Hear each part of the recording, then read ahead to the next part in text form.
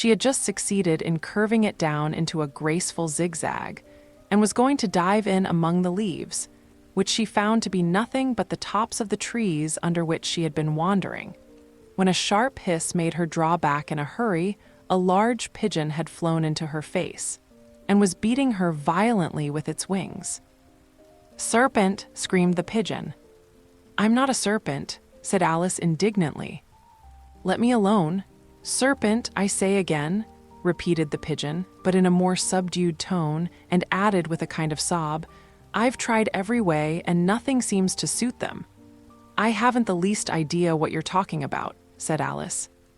"I've tried the roots of trees, and I've tried banks, and I've tried hedges," the pigeon went on, without attending to her, "but those serpents, there's no pleasing them."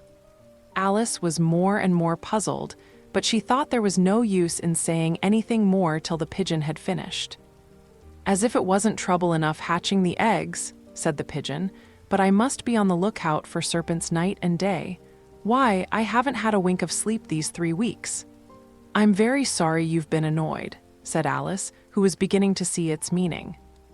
"And just as I'd taken the highest tree in the wood," continued the pigeon, raising its voice to a shriek, "and just as I was thinking I should be free of them at last, they must needs come wriggling down from the sky. Ugh, serpent! But I'm not a serpent, I tell you," said Alice.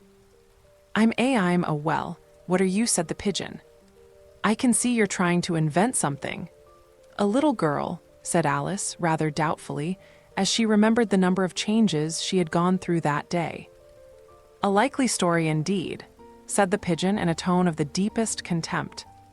"I've seen a good many little girls in my time, but never one with such a neck as that. No, no, you're a serpent and there's no use denying it. I suppose you'll be telling me next that you never tasted an egg." "I have tasted eggs, certainly," said Alice, who was a very truthful child, "but little girls eat eggs quite as much as serpents do, you know." "I don't believe it," said the pigeon, "but if they do, why then they're a kind of serpent, that's all I can say."